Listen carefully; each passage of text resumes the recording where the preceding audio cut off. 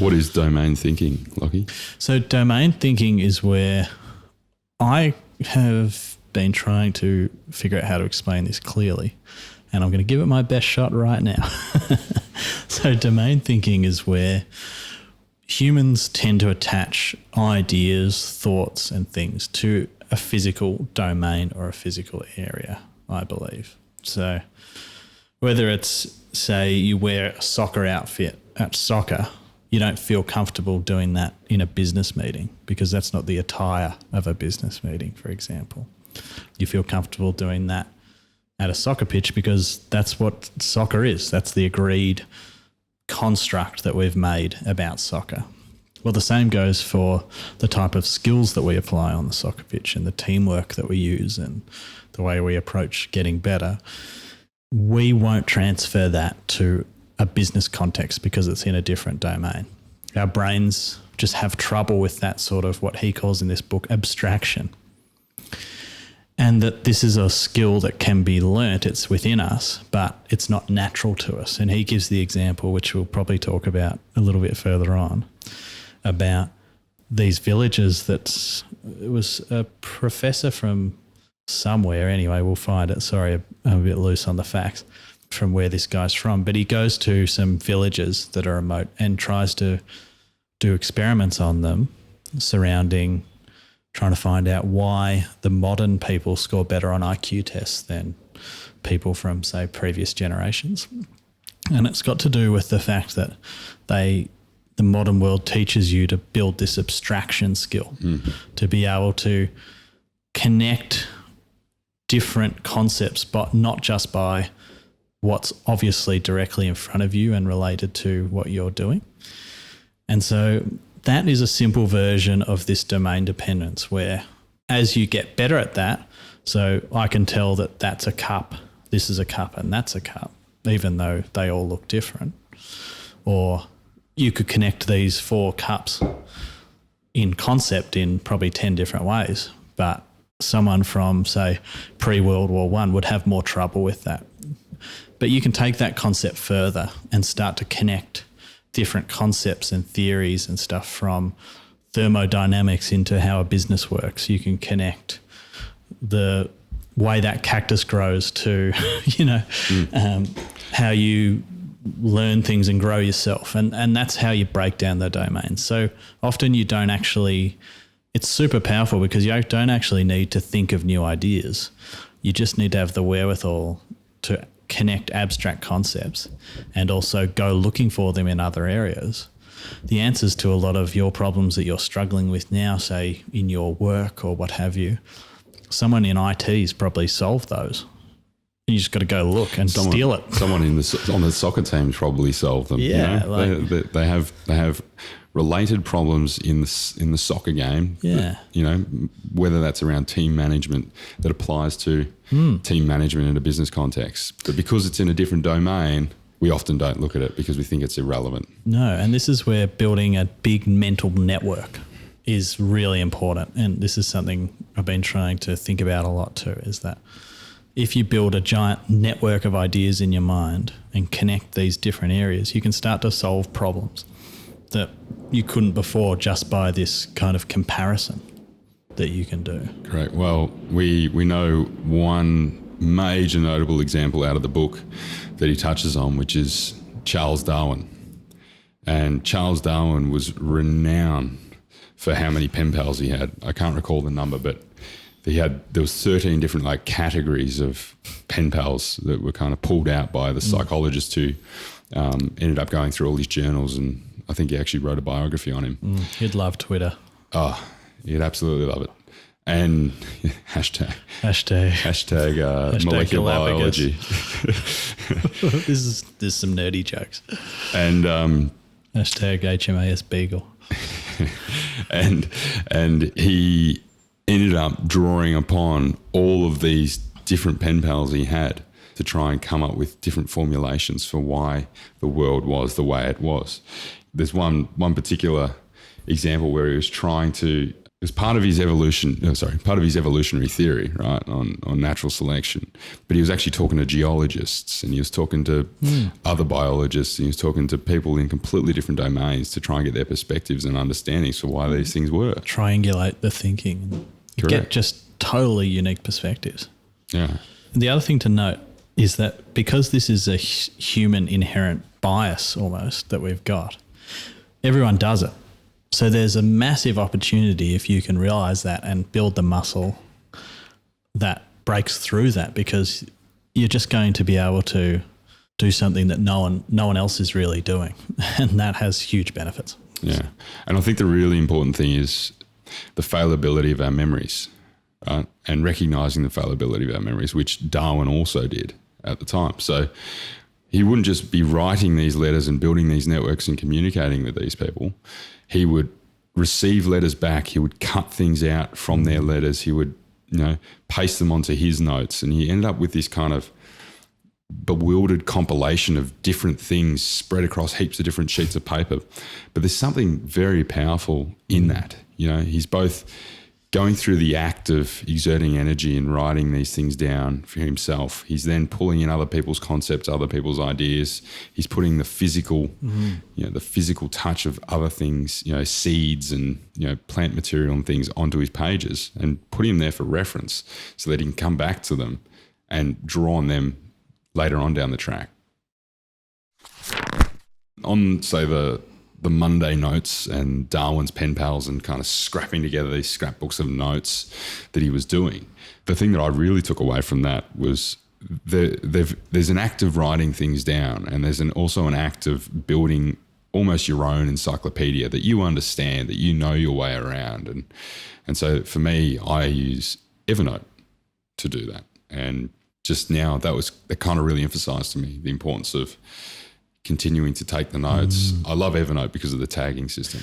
Well, you've got me onto Evernote now, so I'm going to try and learn it so I can get better at note taking, because mine are all over the place.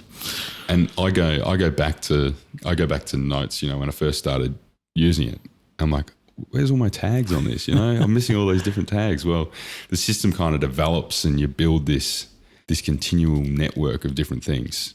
You then can, that's kind of a digital version. And I think there's something lost going from the physical to the digital, but with the digital, you've got efficient searching. I think it's faster to capture things and whatever, but you miss the kind of tactile, being able to see all the pages spread out, nature, which hopefully isn't too big of a drawback, because then you compare it to the likes of Robert Greene's or Ryan Holiday's system for writing books, like what they do to gather their... I don't know that. What's that? So as they're going through books, they will conduct a process of writing notes and things. So this is very much that conversation with the author. So whenever you're reading a book, Farnham Street Blog writes a lot about this, and Ryan Holiday writes about this. Lots of different people write about these different things, and you can search all that pretty easily. There's actually a really good book written called How to Read a Book. That's cool. The author's name escapes me right now, but he covers off on this type of stuff. So they're having a conversation with the author as they're actively reading. Now, this is typically in the space of nonfiction, but still applies in fiction, because there's some great constructions of society or critiques of the way things are in fictional works too. And having this kind of engaged conversation with the author through notes then finds its way onto their cram card system that they use. So they basically go through then the notes a week or two later after they've read the book. See, that gap's good. The gap is so important. There's something about the space and the time, because when you're coming back to these notes, you're in a slightly different mindset. You're in a different place to when you originally read it. And some of the stuff will be garbage. You just toss it out or ignore it completely. But some of the stuff will definitely stick. And that's the stuff that they capture or that they want to write. And they, you can read more about his process. There's a lot more nuance to it, particularly how they group things together and whatever. But this is how they go to build up the information for writing, some of their masterpieces, like The 48 Laws of Power by Robert Greene. Employed this very system to how he got to write that book. That's cool. So now there's like emphasis on a digital version of that to create your own cross-domain network of knowledge. Damn right.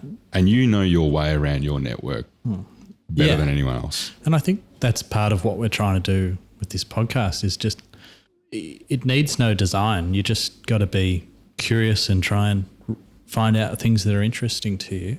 But the key that once you do read something, I believe, is that you connect it. It's no use if it's a node in the middle of floating in midair. You've got to try and just start to feel out what is this like? What does this concept remind me of? Where else have I seen this? And you can start to make connections in your mind. And that started happening to me more recently when I've upped my reading game a bit, is that I'll start to feel this thing, hey, that's a bit like that, that reminds me of X, reminds me of Y.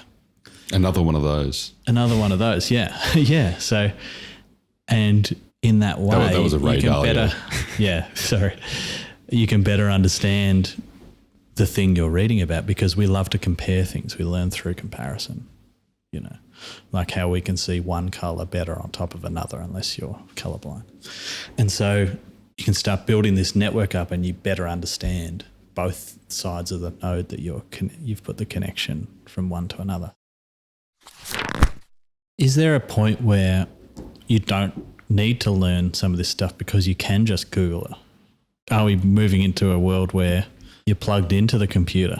But I guess that's where the concepts become even more important, because that will be the last thing that robots are able to do, is that level of abstraction and deal with complex inputs. They actually touch on this in the book, and I've got a mini prediction coming out of this. Dangerous territory. Yeah, go for it.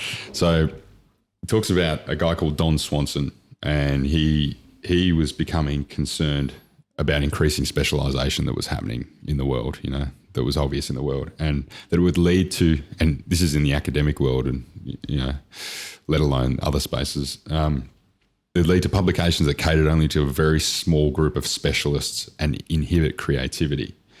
The disparity between the total quantity of recorded knowledge and limited human capacity to assimilate it not only was enormous, but grows unremittingly, I should say. So he was wondering, how can frontiers be pushed if one day it will take a lifetime just to reach that level of specialization in a domain? And so the way I saw this, which certainly isn't new, but is that we're already dealing with this, and we're already dealing with this. Like, who doesn't use a computer at work now, for what they do? And the computers provide this significant form of leverage for how much we're able to achieve. And so into the future, there will be continuing artificial intelligence and different technology that kind of acts as the tools and what some of the people are that we currently manage in an organization. So some of the people that we manage in an organization are going to continue to be replaced by technology, but it doesn't mean that we can't still be managing the same number of people. It's just that you'll be having your own technology that you're leveraging, and every single one of those people will have their technology that they're leveraging, which is doing work that used to be done by people in the same positions. We're already in that place, but that's going to just continue to increase, which means that the computers become the specialists and the people, the workers, become the puppeteers. Yeah, that's interesting. Don't know what happens after the singularity, mate, but that's the point of that. Who knows? Domain tech. Yeah, that's some pretty deep thinking. And just to touch on, because we've touched on it about 6 times this episode already, so what's another one here? Taleb, is what happens when a black swan occurs in those situations. In those situations, when the tiny little flaws in each of those various technologies kind of align themselves, which doesn't happen very often, but might happen, but it just takes a lot more time to happen. As a result, the impacts would be, I don't know what the impacts would be, but it would have to be significant. Yeah. Because because you're in a leveraged world. You're not in a world of dealing with what the human mind can.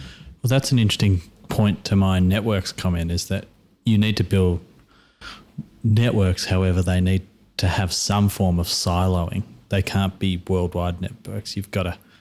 It's probably better to have lots of little networks sometimes, because it can mean that a black swan can't just take it all out, Capping It's not the a downside. single point of failure or whatever.